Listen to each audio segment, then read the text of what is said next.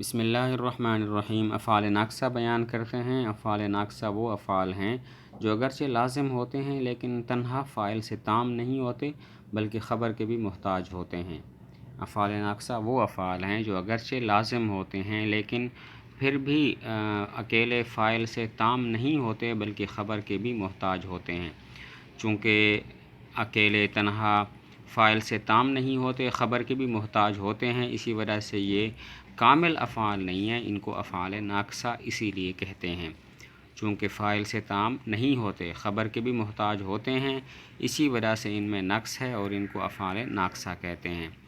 افعال ناقصہ جملے میں مسند الیہ کو رفع اور مسند کو نصب کرتے ہیں۔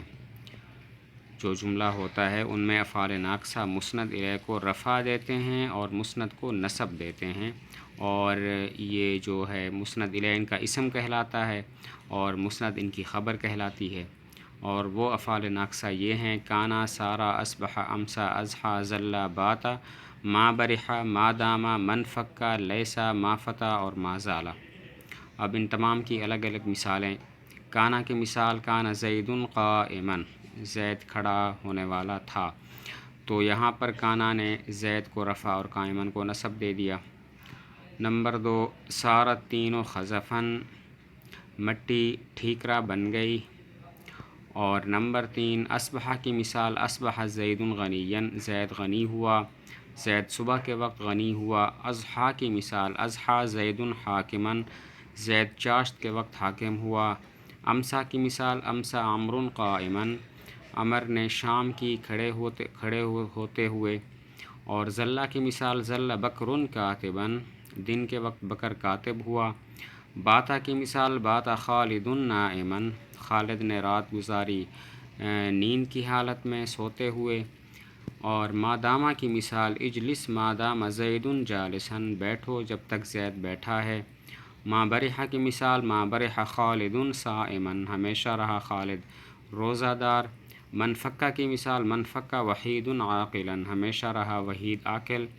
ما فتا کی مثال: ما فتا سعید فاضلا، سعید ہمیشہ فاضل رہا۔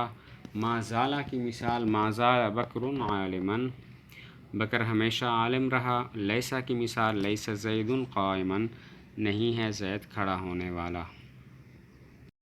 آگے افعال مقاربہ بیان کیے۔ افعال مقاربہ 4 ہیں: اوشکا، کادا، قربا اور عصا۔